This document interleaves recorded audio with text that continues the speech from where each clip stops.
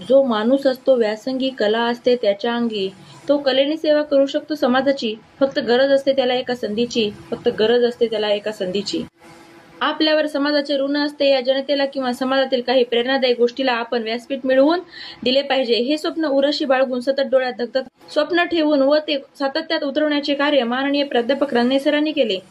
कोणतेही कार्य करत असताना अडथळेही येत असतातच, पण म्हणतात ना, परिस्थिती ही त्याचीच परीक्षा घेत असते जो परीक्षा देण्यासाठी समर्थ असतो. माननीय प्राध्यापक रानडे सरांचे शालेय जीवन अतिशय बिकट परिस्थितीत गेले. मनात शिक्षणाची आस होती, जिद्द होती, पण परिस्थितीला हे मान्य नव्हते.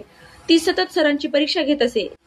जसे की आपणा सर्वांना माहीतच आहे, वर्षाखाली वाहनांची व्यवस्था जास्त प्रमाणात नव्हती. जरी असली तरी ती सरांच्या खिशाला परवडणारी नव्हती. बऱ्याच वेळा सरांनी शालेय शिक्षण घेत असताना आर्थिक भांडवल मिळवण्यासाठी शनिवार रविवार रोजगार केला गेला आहे. आपण ज्या प्रसंगातून गेलो आहोत आणि का गेलो आहोत या सर्व गोष्टीचा अभ्यास करून आत्ताच्या युगानुसार ग्रामीण भागातील मुलांना अद्ययावत ज्ञान देऊन स्पर्धेसाठी कसे तयार करता येईल हे स्वप्न पाहून माननीय प्राध्यापक रानडे सरांनी हनुमान प्रतिष्ठान संचलित Rayat English and semi English school हे विद्यामंदिर 10 जून 2023 वार शनिवार या दिवशी लातूर जिल्ह्यातील रेणापूर तालुक्यातील बोकरंबा भूमीवर स्वप्न साकार केले आहे. एक नवीन पर्व चालू झाले. विद्यार्थ्यांच्या आगमनाने हर्ष झाला मनमंदिरात. विद्यार्थ्यांच्या आगमनाने हर्ष झाला मनमंदिरात. देवोनी पुष्पगुच्छ केले स्वागत विद्यामंदिरात. देवोनी पुष्पगुच्छ केले स्वागत विद्यामंदिरात. शाळेचा हा पहिला दिवस म्हणजेच शाळेचे संस्थापक माननीय प्राध्यापक रानडे सर, शाळेच्या सचिव माननीय प्राध्यापक डॉक्टर रानडे मॅडम व शाळेचे प्रिन्सिपल माननीय जाधव सर व व्हाईस प्रिन्सिपल कुरणे सर व सर्व शिक्षक वृंद व शिक्षकेतर कर्मचारी यांच्यासाठी स्मरणीय दिवस होता. विद्यार्थ्यांच्या सर्वांगीण विकासाला चालना देणारा हा दिवस विद्यार्थ्यांना फक्त ज्ञानापुरते न ठेवता आपण समाजात कसे वावरावे, एकत्र राहून नाते कसे जपावे, तसेच आपली संस्कृती रीतिरिवाज विद्यार्थ्यांमध्ये कसे रुजवता येतील या दृष्टिकोनातून शाळेमध्ये विविध उपक्रम राबवण्यात आले. जसे की दिनांक 29/6/2023 या दिवशी आषाढी एकादशी साजरी केली व त्यांना महाराष्ट्रातील वारकरी संप्रदायाची जाण करून दिली. तुझ्या वारीसाठी पांडुरंगा वारकरी येत आहेत. तुझ्या वारीसाठी पांडुरंगा वारकरी येत आहेत.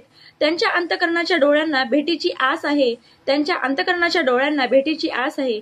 तुझी वारी म्हणजे विठ्ठला भूलोकीच्या समतेची आरास आहे.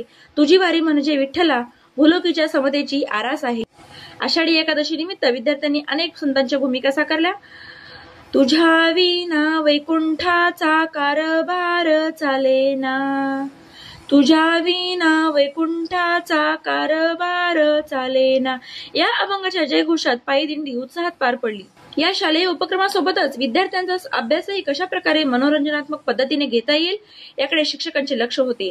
विद्यार्थी हा जरा खोडकर असतो, जरा नटखट असतो, अनेक कौशल्याचा आविष्कार असतो, जसे की आपला कृष्ण कन्हैया. मुलांना कृष्ण चारित्र्य समजावे, त्याच्या अंगी असलेले गुण घ्यावे हे समजवण्यासाठी गोपाळकाला हा दहीहंडीचा कार्यक्रम दिनांक 7/9/2023 रोजी घेण्यात आला. विद्यार्थी जेव्हा शाळेत प्रवेश करतो तेव्हापासून त्याची सर्वस्व काळजी घेणे शाळेचे आद्य कर्तव्य आहे. विद्यार्थ्याचा बौद्धिक व मानसिक विकास व्हावा यासाठी, त्याचबरोबर शारीरिकदृष्ट्या सदृढ व्हावा यासाठी त्यांची शारीरिक काळजी शाळेमार्फत वेळोवेळी घेण्यात येते. जसे की क्लास, शाळेचा परिसर, स्कूल व्हॅन सॅनिटायझर करणे, पिण्यासाठी फिल्टरचे पाणी वापरणे, सर्वात महत्त्वाचे म्हणजे तज्ञ डॉक्टरांकडून त्याच्या आरोग्याची तपासणी केली गेली. पाहता पाहता शाळेचे पहिले सत्र पार पडले. दिवाळीच्या निमित्ताने त्यांच्यातील सृजनशीलता बाहेर पडावी म्हणून मातीच्या पंती व तसेच आकाशकंदील बनवणे असे उपक्रम राबवण्यात आले. विद्यार्थ्यांच्या अभ्यासात खंड पडू नये म्हणून आमच्या शिक्षकांनी स्वयंलिखित दिवाळी अंक उपलब्ध करून दिले.